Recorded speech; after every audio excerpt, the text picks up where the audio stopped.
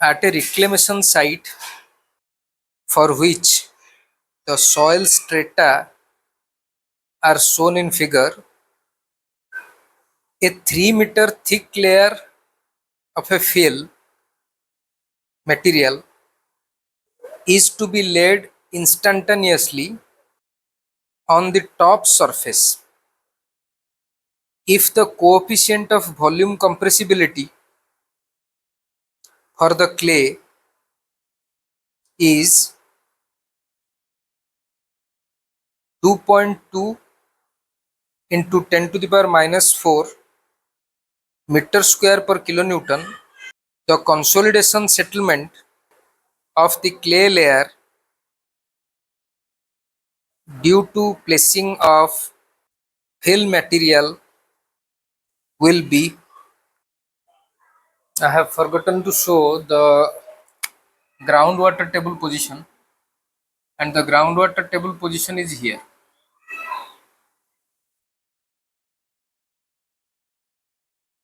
This is the position of the groundwater table. Four options are given. Option A 69.5 millimeter, option B 139 millimeter, option C 228 millimeter, and option D 278 millimeter.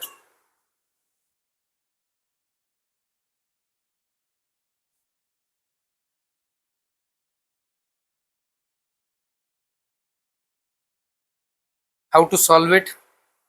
First tell me what is asked. You will start from what is asked. I have told you what is asked. Settlement of the consolidation settlement of the clay layer.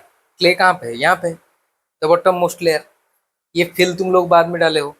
अच्छा, settlement of the consolidation settlement of the clay layer मतलब total consolidation settlement कितना. Time कुछ नहीं पूछ रहा है, total consolidation settlement कितना होगा.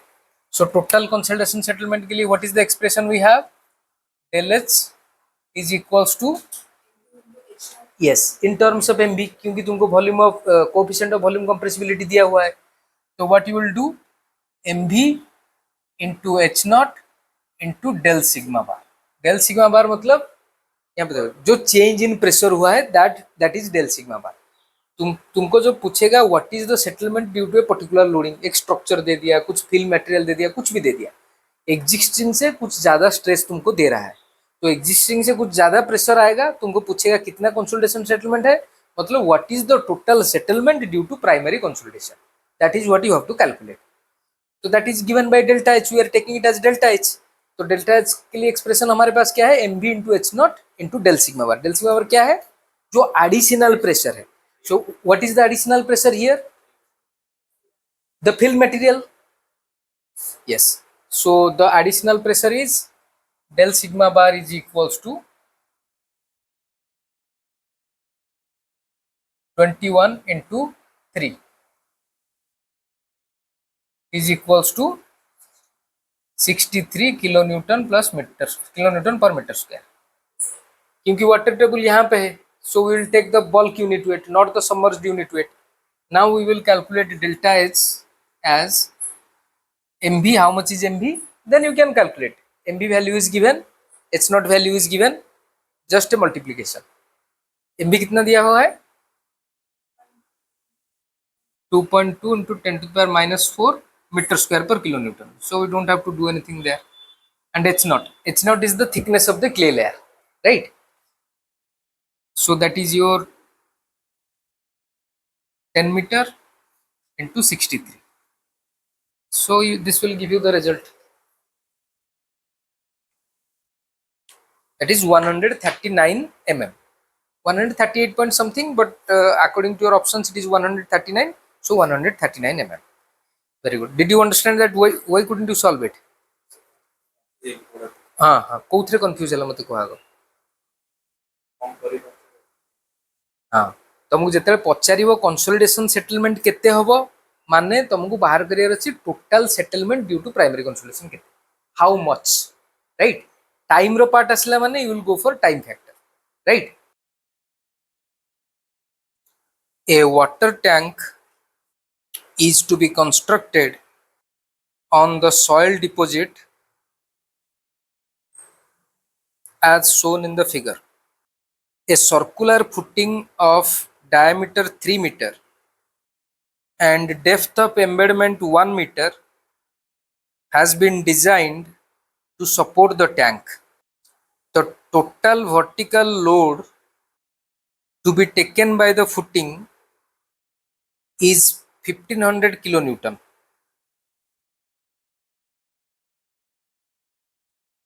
Assume the unit weight of water as 10 kilonewton per meter cube and the load dispersion pattern as 2 vertical is to 1 horizontal, 2V is to 1H, and the load dispersion pattern as 2 vertical, 2V is to 1H.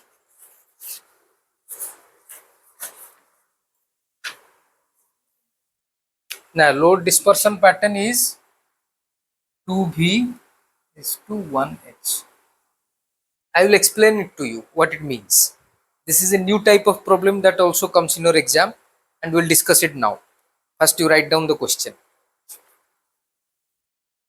Calculate the expected settlement of the tank due to primary consolidation of the clay layer in millimeter.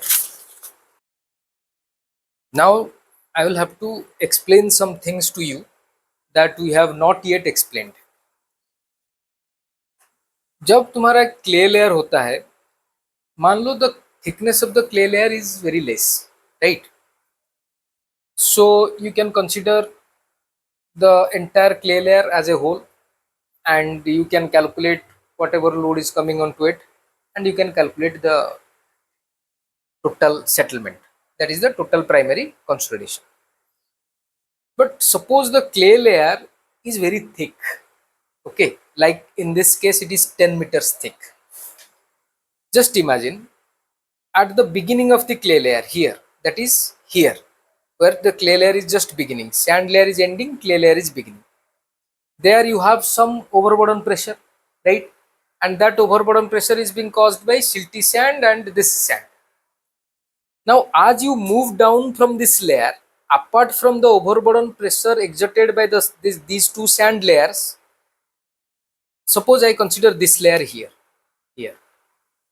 what will be the stress on this layer or what will be the pressure on this layer? अगर मैं यहाँ पे एक layer लेता हूँ तो ये दोनों का ओवरबर्डन भी रहेगा, इतना पोर्शन जो क्ले है उसका भी ओवरबर्डन रहेगा, राइट?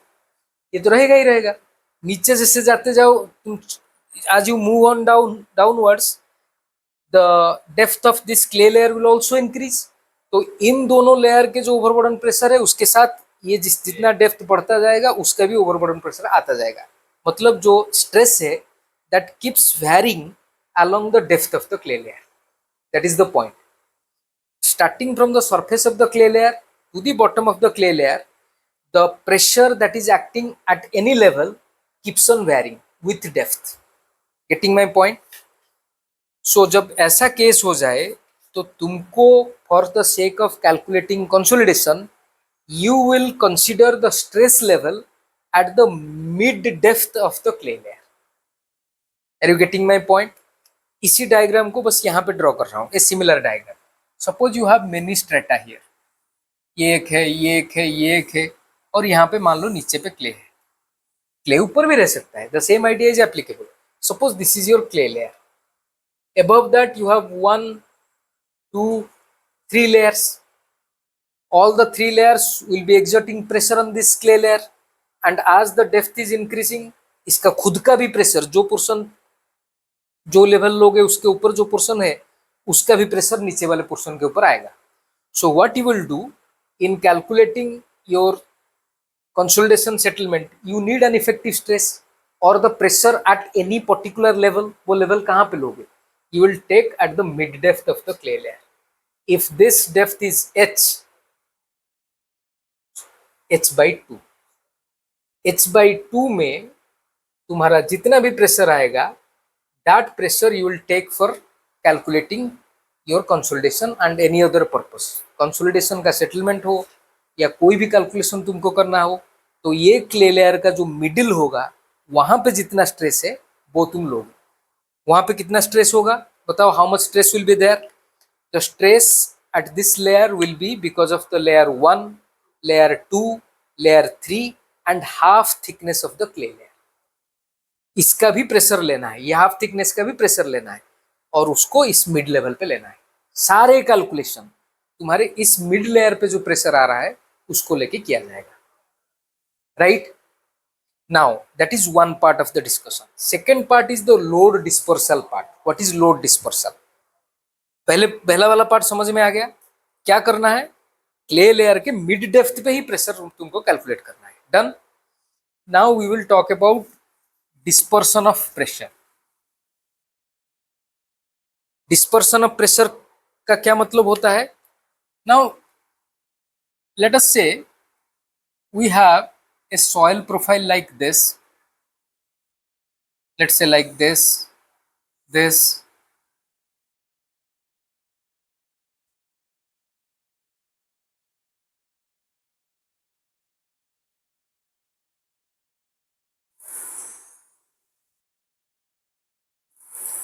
and so on। किसी भी टाइप का कितना भी स्ट्रैटा हो सकता है, that does not make a difference। now suppose we have a footing here, right? ये फुटिंग का जो लोड है, the pressure due to this footing, suppose तुम just at the footing level पे हो, तो कितना एरिया लोडेड है? जितना ये फुटिंग का बेस एरिया है, फुटिंग का जो भी एरिया है उतने एरिया पे तुम्हारा लोड है। लोड कहाँ से आ रहा है? ऊपर से आ रहा है, सुपर स्ट्रक्चर से। It is coming from the super structure. Suppose this load you want to measure what is the pressure exerted by this footing just at the level of the footing। तो कितना pressure होगा? मान लो एक square footing है, for example if it is a square footing, what is the pressure exerted by the footing just at the level of the base of the footing? कितना होगा? If n is the load it is carrying, then n by, if the width of the footing is b, n by b into b, right? and this pressure is exerted here at this level, ठीक है? हाँ, footing level just at the base of the footing. तो यहाँ पे loaded area क्या है? एक square है जिसका साइड है b, तो लोडेड एरिया हो गया b by b। नाउ आज you move down, the loaded area does not remain same, it goes on increasing। actually if you want a rigorous analysis of this, you may go to Bosnick solutions or Westergaard solutions, but that is not what we need, that is not what you will be using in your GATE examination। what you will be using, even if dispersal 2b is to 1h नहीं दिया गया है, you will use load dispersal pattern of 2b is to 1h। पहले ये समझ लो load dispersal होता क्या है। लोड डिस्पर्सल मतलब क्या होता है? जैसे मैंने बोला था पहले, suppose there is a pipe, रास्ते में एक पाइप डाल रहे हो, कुछ नीचे तक तुमने डिग किया, पाइप डाला, उसके ऊपर मिट्टी डाल देते हो। मान लो वो पाइप के ऊपर मिट्टी नहीं डाले हो, सड़क के ऊपर पाइप डाले हो, उसके ऊपर अगर गाड़ी चढ़ जाएगा तो पाइप फट जाएगा ना। मिट्टी डाल देते हो तो पाइप नहीं फटता है। फाटुची किसे पाइप फाटुनी माटी तार अर्थ कौन हो? Same vehicle is moving on that pipe, but in between the pipe and the wheel of the vehicle तुम्हारा मिट्टी का एक लेयर आ गया। That means it is doing something. Load of the vehicle is not decreasing. Load vehicle का decrease करेगा क्या? Load जो pipe के ऊपर चढ़ रहा था व्हीकल, वो load remains same, still the pipe is not breaking. Why? क्योंकि प्रेशर रिड्यूस हो जा रहा है। जितना एरिया पे वो लोड उतना ही लगेगा। There is the difference between load and pressure. Load क्या है? The force that is coming. Pressure क्या है? Force per unit area. मतलब सॉइल कुछ ऐसा कर रहा है जिसके वजह से जब तक पाइप तक तुम्हारा लोड आएगा, it would be acting on a larger area as compared to the wheel directly traveling on the pipe। if you put a soil layer in between the pipe and the wheel, वो soil layer load को distribute कर देगा। this is called dispersal। कुछ difficult नहीं है उसमें। उस dispersal का क्या मतलब है? लोड जितना आ रहा है उतना रहेगा, पर जितना एरिया पे काम कर रहा था वो एरिया बढ़ जाएगा because of the presence of this soil. समझ में आ गया? जैसे जैसे तुम नीचे जाओगे इस फाउंडेशन के, ये जो लोड तुम्हारा एन आ रहा है that will remain as such, पर जैसे जैसे नीचे चलते जाओगे जो एरिया के ऊपर वो लोड एक्ट कर रहा है वो बढ़ता जाएगा, मतलब प्रेशर कम होता जाएगा। यस, एरिया जैसे जैसे बढ़ता जाएगा प्रेशर कम होता जाएगा, because load is the same at the footing level, the pressure is N by B into B, because the load is acting on an area of B by B. यहाँ पे अगर तुम प्लान देखोगे तो ये आएगा, ऐसा एक एरिया के ऊपर काम कर रहा होगा। Just try to imagine you have the footing here, you have this b by b area square, on that square your n load is acting, that means n by b into b, that is the pressure, the foundation pressure। तो ये एक square area पे act कर रहा है। जैसे जैसे तुम नीचे जाओगे क्या होगा, मान लो यहाँ पे you are talking about a layer here, I am not saying which layer is clay, which layer is sand, nothing, whatever be the clay stratum, whatever be its nature, clay हो sand हो कुछ भी हो, load dispersal का उससे कुछ लेना देना है नहीं। लोड डिस्पर्सल कैसे होगा, अगर तुम यहाँ आ गए हो, मान लो ये इस लेयर पे you want to find what is the excess pressure caused by this foundation at this level, वो एक्सेस प्रेशर कितना होगा, एरिया बढ़ता जाएगा, पर तुमको जब तक तुमको ये नहीं पता चलेगा कि यहाँ पे एरिया कितना है, कितना एरिया के ऊपर ये लोड आ रहा है, तुम नहीं निकाल पाओगे कि कितना प्रेशर आ रहा है। To calculate what is the area at any given depth on which this load acts, we use some load dispersal method, and here the load dispersal that we are adopting is 2v is to 1h. This is very widely adopted method, especially if you are going for preliminary design, you go for a 2v is to 1h approach instead of going for Bosnick Westergaard। Bosnick Westergaard ଯିବା ଦରକାର ନାହିଁ, gate ପ୍ରୋବ୍ଲେମରେ କରିବା ପାଇଁ ଦରକାର ବି ନାହିଁ। जहाँ भी question आसला 2v1h अप्रोच रे करियो, सेटा कोन, what is the meaning of that approach, मतलब if you come down a distance of 2 units in the vertical direction, a distance of 2 units in the vertical direction, तो तुम्हारा जो लोड डिस्पर्सल एरिया बढ़ेगा, जो डिस्टेंस बढ़ेगा, that will be 1 unit. मतलब यहाँ पे अगर 2 मीटर नीचे आओगे तो इससे जो वर्टिकल लाइन ड्रॉ किए हो, जहां तक लोडेड एरिया रहेगा, that will be 1 metre away from that vertical line. That means if you draw a vertical line from the edge of the foundation और उसमें से x डिस्टेंस नीचे आओगे तो x by 2 distance horizontally spread हो जाएगा load. This is 2:1 load dispersion. फिर से समझा दूं, should I tell it again, understood? तो ये सिर्फ इस तरफ नहीं होगा, ये इस तरफ भी होगा, बिकॉज वो all sides are in this case symmetric. तुम्हारा अगर स्क्वायर एरिया है, ये डिस्पर्सल के बाद वो नीचे जो एरिया के ऊपर लोड पड़ेगा वो भी स्क्वायर ही रहेगा। यस और नो? एक इमेजिन करो, ये छोटा स्क्वायर है, ऐसे डिस्पर्स करके गया, उसको अगर एक प्लेन में काट दोगे वो भी एक स्क्वायर प्रोजेक्ट करेगा। जो स्क्वायर प्रोजेक्ट करेगा उसका साइड कितना होगा मुझे बताओ? This original side B, original side length b plus plus plus इस तरफ जितना बढ़ेगा प्लस इस तरफ जितना बढ़ेगा, राइट? तो अभी इस लेयर पे तुमको अगर पूछा जाए what is the increase in pressure due to the foundation, क्या होगा? n divided by this area, this big area. If it is a square, if it is a circle, same thing, उसका diameter बढ़ जाएगा। ये जो side यहाँ पे बढ़ रहा था उसका डायमीटर बढ़ जाएगा। डायमीटर की सेम कैलकुलेशन, अगर यहाँ पे तुम 2 यूनिट नीचे आओगे तो 1 यूनिट साइड में जाओगे। Remember it, 2:1, 2 vertical is to 1 horizontal, मतलब 2 यूनिट अगर नीचे आए 1 यूनिट साइड में जाओगे। So if you are coming down by 10 metres, side में कितना जाओगे? 5 मीटर्स डिवाइडेड बाय 2। जितना डिस्टेंस नीचे आओगे डिवाइडेड बाय 2 डिस्टेंस साइड में जाओगे। Say it with me, what is 2 vertical is to 1 horizontal? जितना डिस्टेंस नीचे आओगे डिवाइडेड बाय 2 डिस्टेंस साइड में जाओगे। डन, वो दोनों साइड में होगा। मान लो 6 मीटर नीचे आओगे तो साइड में कितना जाओगे?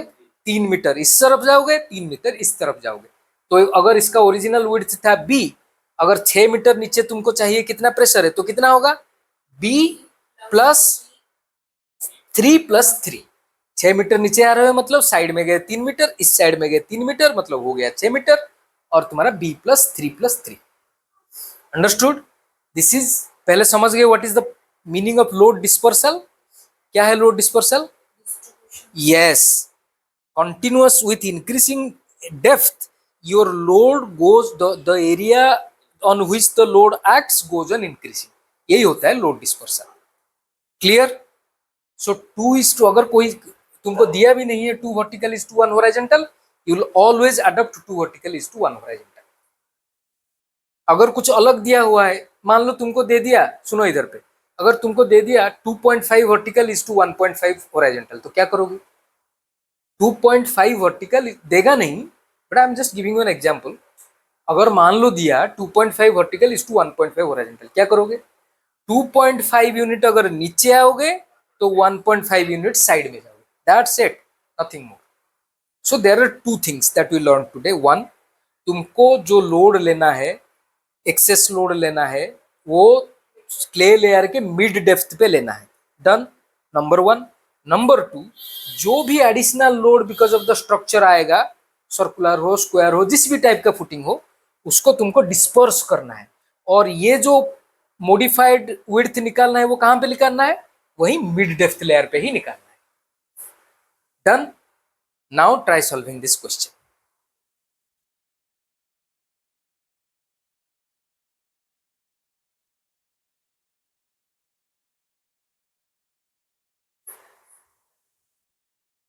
ऐसे क्वेश्चन में कैसे करते हैं? सिस्टमेटिकली।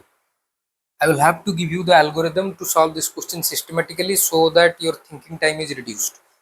देखो इस तरह कैसे करना है। What is it asking you to find? Settlement total, time तो नहीं पूछा है। जब पूछेगा टोटल सेटलमेंट कितना है, उसमें टाइम का कोई मेंशन, कितना टाइम वो पसंद तुमको पूछ नहीं रहा है। तो मतलब तुमको जो एक्सप्रेशन पता है, किस किस पैरामीटर के टर्म में पता है? In terms of compression index जानते हो, in terms of volume compressibility जानते हो, in terms of change in void ratio जानते हो, इन टर्म्स ऑफ एवी भी जानते हो, done. Generally the questions that are given in the exam, they give you MV और सीसी। एमवी और CC जितना भी प्रॉब्लम किए हैं, कितना भी दिया, कोएफिशिएंट ऑफ वॉल्यूम कंप्रेसिबिलिटी देता है या तो फिर कंप्रेशन इंडेक्स देता है, राइट। मन में सिर्फ ये रखना है, जनरली देता है। अगर दूसरा देगा फिर भी you are ready with the expressions, right. जो जनरली देता है वो है कोएफिशिएंट ऑफ वॉल्यूम कंप्रेसिबिलिटी या कंप्रेशन इंडेक्स देगा। तो corresponding to these two things you know the expressions. So what is the total settlement using volume compressibility parameter? Delta H equals to mv into H naught into del sigma bar. और compression index use करके what is the expression? cc into H not by 1 plus e naught into log of sigma naught bar plus del sigma bar divided by sigma naught bar. So what is the difference between these two expressions? First tell me what is the difference. If you are using the coefficient of volume compressibility, you just need the increment in stress. Stress कितना बड़ा है, that much you need. That is del sigma bar. कितना पहले था, you are not bothered about that. ऐसे जितना भी problem देगा, फुटिंग उसमें रखा हुआ है, एक फुटिंग बाद में बन रहा है, एक फिल बाद में दे रहा है।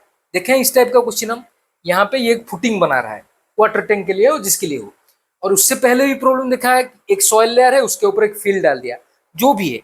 बाद में जो चीज बना रहे हो वो तुमको एडिशनल स्ट्रेस देगा, जो एडिशनल प्रेशर चाहिए del sigma bar, that will come from the thing that you are constructing later, चाहे फिल हो चाहे फुटिंग हो, that will give you the value of what? del sigma bar. I have to write it, so I am wiping out this because you have the drawing with you, so I will need that, so I am keeping it.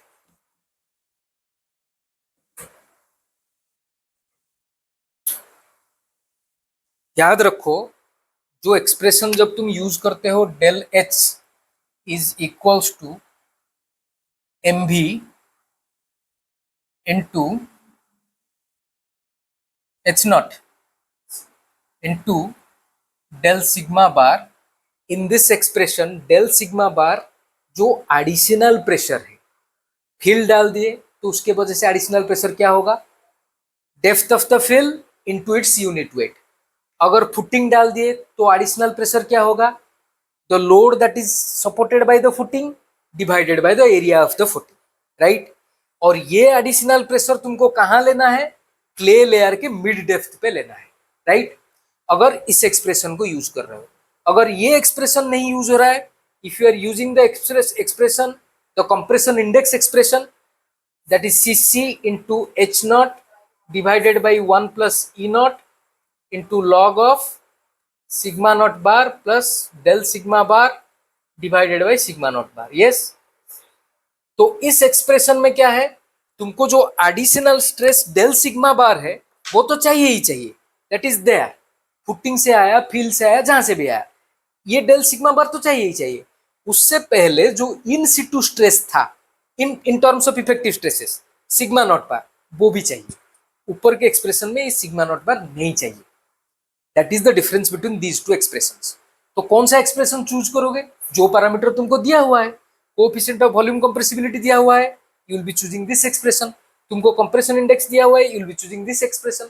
And in the compression index parameter expression, that means this expression, apart from the initial in situ effective stress, you also need the initial void ratio E naught. This is the difference. तो ऐसा कोई भी पूछ दे, कुछ भी पूछ दे, कितना हो रहा है सर, सिर्फ देखो क्या पूछ रहा है, हाउ मच, मतलब we are not bothered about the time, हमको इन्हीं में से कोई एक्सप्रेशन लगेगा ही लगेगा। और मे बी सम क्वेश्चंस में कुछ थोड़ा सा ट्रिकी व्रिकी करेगा, वो अलग चीज है, वरना in general you will be needing one of these two expressions, right. ये तुम्हारा माइंड में है।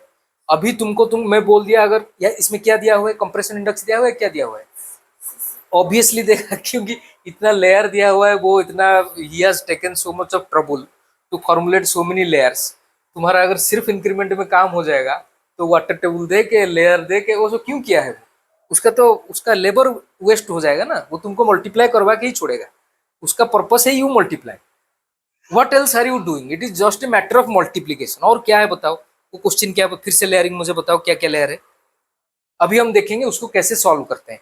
Any such question you face, take a systematic approach. क्या सिस्टमेटिक अप्रोच, अगर इस टर्म में निकालना है, जैसे कंप्रेशन इंडेक्स दिया हुआ है, first look at what is the effective stress at the in Situ condition, जहां जब स्ट्रक्चर नहीं बना था, पुटिंग नहीं डाला था, कितना था इफेक्टिव स्ट्रेस, वो पहले देख लो, सिग्मा नॉट बार ये निकाल लिए। उसके बाद देखो कि इंक्रीमेंट कितना हुआ है, इंक्रीमेंट डायरेक्टली पता चलेगा क्योंकि तुमको दे देगा, ये footing is going to support this much load, footing का एरिया ये है, तो तुमको इंक्रीमेंट जो हुआ स्ट्रेस में वो भी पता चल गया, this part is taken care of, ये तुमको दिया हुआ है। क्ले लेयर का थिकनेस दिया ही होगा, और इनिशियल वॉइड रेशियो अगर नहीं दिया होगा, कोई रिलेशन दे देगा जिसमें से इनिशियल वॉइड रेशियो निकालो, फिर उसके बाद multiplication, there is nothing. Just think, क्या सोचोगे, initial in situ effective stress कितना है, इंक्रीमेंट इन स्ट्रेस कितना है, ये दोनों तुमको निकालना है, डन, बाकी सब दिया हुआ है। एंड अगर ये अप्रोच है तो इसका भी बदल नहीं करना है, सिर्फ कितना चेंज हुआ है। जैसे मैंने फर्स्ट क्वेश्चन दिया था and at once the answer was found out, 139 mm, you gave the answer, you just calculated the increment, stress increment and calculated it, but here you have to calculate the initial stress। कैसे निकालते हैं देखो, layering का जितना problem आएगा, this approach will be applicable. क्या क्या layer है मुझे बताओ, पहले डायग्राम दिखाओ मुझे।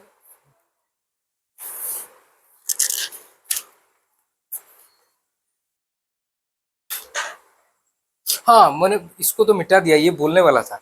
अच्छा, जैसे तुम्हारा 2 vertical is to 1 horizontal approach है, something came to my mind. मान लो ये एक वर्टिकल नीचे आ रहा है, सॉरी 2 वर्टिकल अगर नीचे आ रहा है, नीचे यहाँ पे 1 हॉरिजॉन्टल जा रहा है, ठीक है, राइट साइड में भी वही होगा।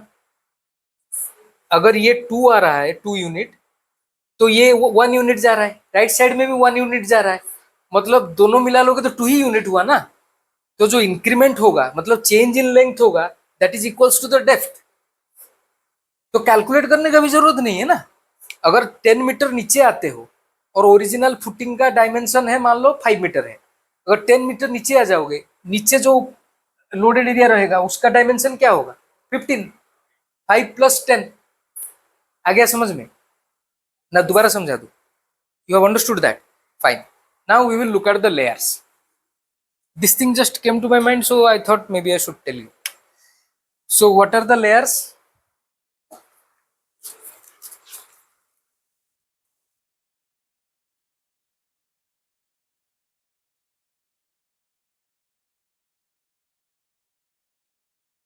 हम्म hmm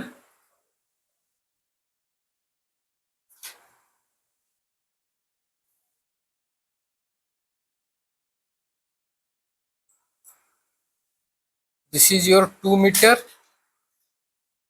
this is your 6 metre, and this is your 10 metre. ठीक है। Now I will, while solving, I will ask about the unit weights. You will tell me 2 meter, 6 meter, and 10 meter. Where is the footing placed? At what depth? At what depth? 1 meter. So the base of the foundation is at a depth of 1 meter from the ground surface. Where is the water table located? At this level. Here you have the water table, and this is your ground surface. You know this is the symbol for the ground surface. So your footing depth from the ground surface is given to be 1 meter. So now this is another 1 meter left here. Done. Now for calculating your sigma naught bar, sigma naught bar क्या करोगे? ऊपर से start करोगे. Forget about everything. Just look at the layers. You start from the layer. There is no water table. Use gamma bulk into the depth of that layer. Plus there is water table. Use gamma submerged into the depth of that layer. Plus then ये clay layer है ना, यही clay है ना 10 metre का. You will go to the mid depth of the clay layer. So here you will have 5 meters, and 5 meters is in submerged condition क्योंकि यहाँ पे water table है. So again gamma submerged into 5 meters. तो करना क्या है, बस layer दर layer ऊपर से नीचे तक जाओ. फास्ट जितना जितना लेयर क्रॉस करते जाओगे, एक लेयर क्रॉस किए उसका जो यूनिट वेट दिया हुआ है that into the depth of the layer, plus नीचे वाले लेयर को आए again unit weight into depth of the layer, plus again you will go down, एक लेयर फेस किए उसका depth into its unit wait until you reach the mid depth layer of the clay. और जहां से water table शुरू होगा वहां से हर लेयर का सबमर्ज्ड यूनिट वेट लेना है, उसके ऊपर जस्ट गामा बल्क लेना है. That's all you have to do. ये ऐड करने के बाद तुमको मिड डेप्थ लेयर पे तुमको मिल जाएगा sigma naught bar. That gives you the sigma naught bar. और सिग्मा डेल सिग्मा बार कितना है, तुम्हारा जो लोड आया है divided by your modified area at the mid depth layer of the clay, right? क्योंकि यहां से जो लोड डिस्पर्सन होगा वो ऐसे आएगा 2:1 में, राइट? और ये राइट साइड में भी ये ऐसे आएगा. तो ये जितना डिस्टेंस नीचे आया होगा, कितना डिस्टेंस आया है नीचे देखो, from the base of the footing, ये 1 metre, this you will consider 1 metre, ये 6 मीटर, 6 + 1 = 7 + 5 मीटर, मतलब 12 मीटर नीचे आया है. अगर 12 मीटर नीचे आया है तो ये हो जाएगा 6 मीटर तुम्हारा साइड में, और यहां से भी ये हो जाएगा 6 metre. This will be your 6 metre and this again will be your 6 metre. मतलब साइड के तरफ 6 मीटर जाएगा, ये साइड के तरफ 6 मीटर, ये साइड के तरफ 6 मीटर. मतलब इन टोटल जितना नीचे आया है उतना बढ़ेगा. Initially the diameter of the circle was given to you, that diameter +12 will be the modified diameter. ये बिगर डायमीटर जो इस सर्कल के ऊपर से जब लोड डिस्पर्स होके जाएगा नीचे जो बड़ा सर्कल फॉर्म होगा उसका डायमीटर कितना होगा, इसका एग्जिस्टिंग डायमीटर ये है +6 इस साइड में, +6 इस साइड में. Should I explain it again?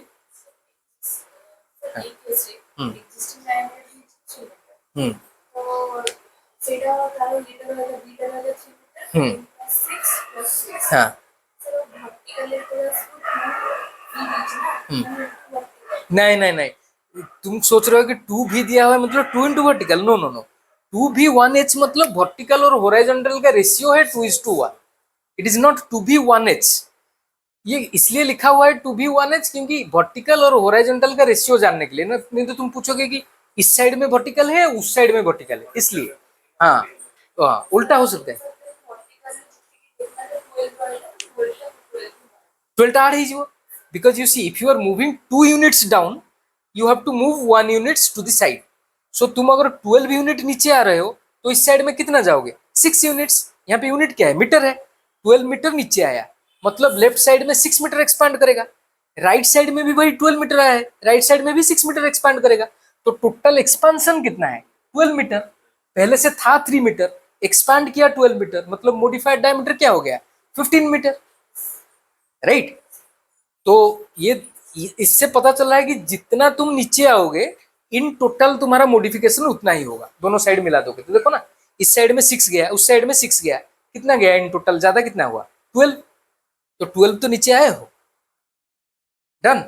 So the load that is given to you divided by this modified area will give you del sigma bar, right। अब बाकी सब तो दिया हुआ है निकालने में, और क्या दिक्कत है, निकाल।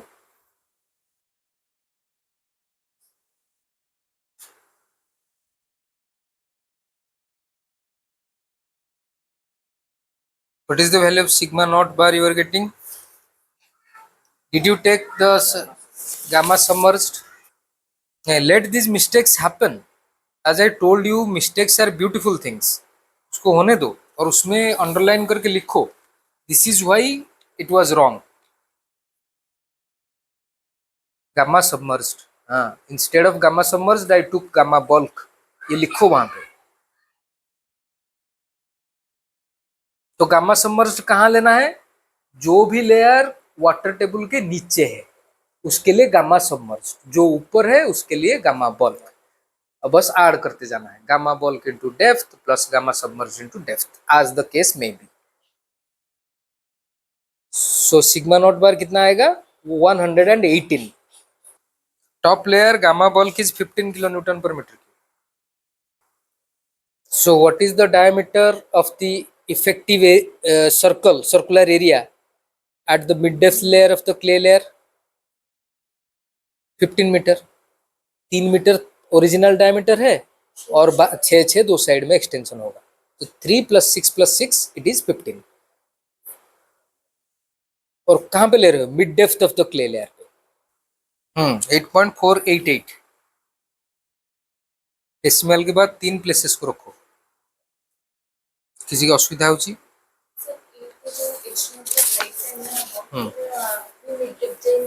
नहीं, very good question. Total you will calculate the stresses at the mid depth level, पर जब thickness of the clay layer लोगे एच नॉट, वो टोटल थिकनेस, हमेशा टोटल थिकनेस, मतलब यहाँ पे कितना है 10 metre, so you will take 10 metre. Height जो मिड डेप्थ ले रहा है, मतलब उस मिड डेप्थ लेवल पे कितना स्ट्रेस है वो निकाल रहे हो, and that you are using for calculation purposes. But total thickness of the clay layer 10 metre है, वही यूज होगा एच नॉट की जगह। And remember it, since you asked this question, mention it and remember it, mark it some way, marker ଗୋଟେ ନେଇକି ଆସିବ, ଯଦି ଟିକେ ମାର୍କ କରିଦେଇ ପାରିବ ଯେ ଏଇଠି h naught equals to total thickness of the clay layer। ସେଟା क्वेश्चन ଆସିଛି ନା ମନରେ, ପୁଣି ଫ୍ୟୁଚରରେ ସେଇଟା ହିଁ क्वेश्चन ଆସିବ। ମାଇଣ୍ଡର ନେଚର କ'ଣ ଜାଣିଲ କି ନାହିଁ, ଶୁଣ ଏପଟେ, ମାଇଣ୍ଡର ନେଚର କ'ଣ ତମେ ଶୁଣିଲ, ଗୋଟେ ତ ରିଭିଜନ ନ କଲ, ଆଜି ଯୋଉଟା क्वेश्चन ଆସିନି ସେଟା ତମ ମାଇଣ୍ଡର ୱାର୍କିଂରୁ ଆସିଛି, ପୁଣି କିଛି ଦିନ ପରେ ଯଦି ରିଭିଜନ ନ ହେଇଥିବ ସେଇଟା ହିଁ ପୁଣି ଥରେ क्वेश्चन ହେଇକି ଆସିବ। सो तुम यदि लिखी देथिबो रिवीजन कला आखि सेठी जीवो, getting it? Yes, 53.236 mm। The answer is 53.236 mm। So I am going to give you a linked answer type question. Linked answer type question में क्या होता है, तुमको डेटा दे देगा और उसी डेटा के ऊपर 2 या 3 क्वेश्चन रहेगा, लिखेगा for question numbers late us से 3 to 5, question numbers 3 to 5, this is the data. उसी डेटा को यूज करके तुमको 3 to 5 सॉल्व करना है। और एक चीज है, मान लो क्वेश्चन नंबर 3 में तुमने कुछ पैरामीटर निकाले and he is asking you और इवन नॉट आस्किंग यू, और दूसरे क्वेश्चन में पैरामीटर चाहिए तुमको, जो तुम निकाले हो वो यूज कर दोगे, ठीक है।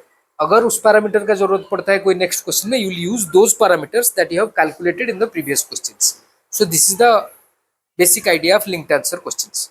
क्या क्या आइडिया है, एक 2 3 जो भी क्वेश्चन है उसके लिए डेटा सेम है, और प्रीवियस क्वेश्चन में जो भी पैरामीटर तुम निकालोगे that is usable in the next question. तो लिखो, यहाँ पे 2 क्वेश्चन है लिंक्ड आंसर क्वेश्चन में। एक है a saturated undisturbed sample from a clay stratum has moisture content of 22.22% and specific gravity of soil solids 2.7. Assuming gamma W equals to 10 kilonewton per meter cube, the void ratio and the saturated unit weight of the clay respectively are, four options are given to you. Option A 0.6 and 16.875 kilonewton per meter cube. Let me write them down. Options are on the whiteboard.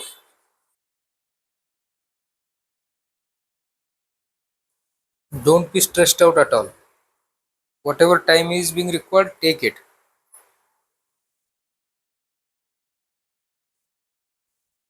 How did you do it? Very good. Yes, because E equals to Wg by S. Degree of saturation is here, S equals to 1 because it is a saturated soil, and then gamma sat is equals to G plus C by 1 plus E into gamma W. That's all you have to do. Calculate. Are you getting it actually? Then done. Now this is for the first question of the linked type answer questions. Now this diagram is for the second question. So I am wiping out these options, and I will first write down the options here and then dictate you the question. Now write down the second question. Using the properties of clay derived from the previous question, the consolidation settlement of the same clay layer under a square footing, bracket में लिखो, neglecting its self weight, with additional data as shown in the figure is, I have forgotten to give the load. This is your 200 kilonewton, and these are the options.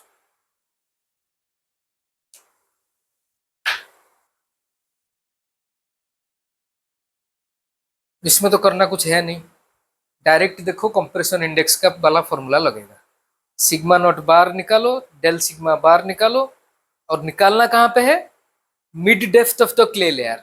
चाहे वो 1 metre thick हो, 5 metre thick हो, 6 metre, 10 metre, कितना भी हो, उसके mid depth पे ही निकालना है. बस done. That's all you have to do. कुछ नहीं सोचना है. तो जो इन सिटू इफेक्टिव स्ट्रेस था before the footing was placed, वो कितना निकला? Sigma naught bar. Previous question से डेटा लेना है ना. 20.625. हाँ, minus 10. So how much is it? हाँ, that is why I told you it is a linked answer type question. Previous में जो भी डेटा निकालोगे उसको सेकंड क्वेश्चन में तुम यूज कर सकते हो. प्रीवियस क्वेश्चन में तुमने निकाला कि गामा सैट क्ले का है 20.625, तो इसमें स्यांड कर लेना नहीं है. जोटा न देइथिबो सेटा नबनी, बुझ लगी. हाँ, 16.33. What is the calculation? 200 divided by 3.5 into 3.5. Why is it 3.5? तुम एक्सप्लेन करो. Why is it 3.5? डेट पर्यंत असले 1.5. हाँ, ଆଉ ଏପଟେ ଆମେ ଟୋଟାଲି 0 टोटल. हाँ, टोटल फुटिंग तळकु तुम केते आसुछ? ए मिड डेप्थ जांगे आसीबो. माने एठी 1 मीटर, एठी 0.5 metre. So you are coming down by a depth of 1.5 metre. That means side में बढ़ जाएगा 0.75, उसका आधा. इस साइड में बढ़ जाएगा 0.75, उसका आधा. लो 1.5 का आधा. दोनों साइड अगर मिला लोगे तो बढ़ेगा कितना? 1.5 ही बढ़ेगा. 2 था, 1.5 बढ़ गया, मतलब 3.5. ठीक है. यस. तो करना क्या है, देखो इधर देखो, जितना नीचे जा रहा है वर्टिकल में, बस तो original width plus that vertical, एक ही बात है. हर केस में वही आएगा. 2:1 में तो वही है ना. 2 यूनिट नीचे आ रहा है मतलब 1 यूनिट साइड में जा रहा है, वो जो डिस्पर्सन डायग्राम है, तो दोनों साइड में जाएगा। 2 यूनिट अगर नीचे आया है तो 1 यूनिट लेफ्ट साइड में गया, राइट साइड में 1 यूनिट गया, मतलब इन टोटल 2 यूनिट ही जाएगा। तो मतलब नीचे जितना जाएगा, यहाँ पे नीचे कितना गया है 1.5, सो 2 + 1.5 that is the modified side of the loaded area at mid depth of the clay layer। बुझीपारछ तो केमती होउची? कोउठी भी अनेबनी, मो कथा सुनो, किछि सुनो मो कथा सुनो, कोउठी को अनेबार नै, पचारची केते मते कंप्रेशन इंडेक्स देछि, मोर दरकार अछि सिग्मा नॉट बार, मोर दरकार अछि del sigma bar. Sigma naught bar केमिति कैलकुलेट करबी? Depth into unit weight plus again ता तळ लेयर रो डेप्थ इनटू यूनिट वेट, फिर उसके नीचे वाला layer depth into unit weight, और जहां से वाटर टेबल शुरू हो जाएगा उसके नीचे सारे सबमर्ज्ड, उसके ऊपर सारे गामा बल्क, बस that is the way to calculate sigma naught bar. हो गया। उसके बाद डेल सिग्मा बार, कितना एडिशनल स्ट्रेस आ रहा है पुटिंग की वजह से, और वो कितने बड़े एरिया पे आ रहा है, डन। तो डेल सिग्मा बार कितना आया? 16.33। How much are you getting? 16.33। Now you have to simply calculate the del H, 61.76 millimeter. Here the option is given 61.75 millimeter, so you will adopt 61.75 millimeter। तो एटा रहीगला तुमर एरिया टाइप रो question टा हैला, जोठी गोटे footing टा रहिला तमे सेटू ता तळठू डिस्पर्सल डायग्राम ड्रॉ करके आनलो, रखिबो कोठी डिस्पर्सल डायग्राम को नेकरी mid depth of the clay layer, सब बेले गोटिए कथा mid depth of the clay layer. H naught जगह रे किंतु टोटल जीवो क्ले लेयर रो थिकनेस टा, डिस्पर्सन डायग्राम ऊपर आसी आसी mid depth of the clay layer रे रहइबो। जस्ट देखिदबो जो फुटिंग रो बेस जोठी अछि, base to mid depth clay layer भितरे डिस्टेंस टा केते, वर्टिकल डिस्टेंस टा जेति की थिबो सेटा को तार जो विड्थ की डायमीटर जासे ऐड कर देबो, ऐड कर देले जो मॉडिफाइड एरिया आसीबो तार डायमेंशन तुमको मिल गेला। डिवाइड कलो load divided by modified area that is equals to del sigma bar. Sigma naught bar तो खाली ऐड करी करी बाहर करथिबो तुमरो unit weight into depth, unit weight into depth सरला, बस सबमर्जेंस देखले गामा सबमर्जेंस लेलो, फट करके डेल एच टा वैल्यू बाहर कलो। जोटी टाइम देनी, बट टाइम देले कोन हबो, तुमको टाइम फैक्टर नवा पड़ो। टाइम फैक्टर टा कोन? cv into t by h square, तार एक्सप्रेशन माने कोन, गोटे टाइम एलाप्स्ड पे टीवी टा केते। आ जानि कि रखो, सब बेले मन रखो, जदी डिग्री ऑफ कंसोलिडेशन दे देला टीवी रो यूनिक वैल्यू गोटे रह गेला, तुम वरीड होबार नै। गोटे डिग्री ऑफ कंसोलिडेशन पे गोटे वैल्यू रहला टीवी रो, राइट? सेति पे टाइम एलाप्स्ड केते। डिग्री ऑफ कंसोलिडेशन जदी जानिचो तमे तमे डायरेक्टली टीवी टा बाहर कर दे परिबो, टेलर फार्मूला यूज करके बाहर कर देलो, एलाप्स्ड टाइम टा तादिरु बाहर जीवो। जेतिकी बाहर करथिबो टेलर फार्मूला यूज करके टीवी रो वैल्यू टा ताकू इक्वेट करियो का संगे, cv into t by h square संगे, डन। जदी एलाप्स्ड टाइम देछि, डिग्री ऑफ कंसोलिडेशन पचारुछि, एलाप्स्ड टाइम देले तमे टीवी टा आगो पाई गेलो, गोटे अस्यूम करिवो, लेट अस से एतिकी डिग्री ऑफ कंसोलिडेशन प्रथमे 60 रु कम अस्यूम करिवो, करिकि TV equals to π/4 into u square कलो। जदी कैलकुलेट कला पर देखिलो टीवी ग्रेटर देन 60 आउछि, नेक्स्ट फार्मूला टा को पके दो, पके देले बाहरी गला तमरो डिग्री ऑफ कंसोलिडेशन। सो दीटा वे रे परिवो, डिग्री ऑफ कंसोलिडेशन देकी सेतिकी डिग्री ऑफ कंसोलिडेशन पहुंचबा को केते टाइम एलाप्स्ड सेटा पचारथिबो, और टाइम एलाप्स्ड दे देथिबो, डिग्री ऑफ कंसोलिडेशन केते से टाइम पे पचारथिबो। ता भीतर खाली 10 वर्ष पर एति गईची, 20 साल के बाद इतना हुआ है, कोई फर्क नहीं। पर time elapsed is always calculated from beginning of the consolidation to the point that is the given degree of consolidation, बीच में से नहीं, beginning of the consolidation to the point where you are considering, that is after 60% consolidation or 50% consolidation। but zero कहाँ से लोगे time का? From the beginning of the consolidation.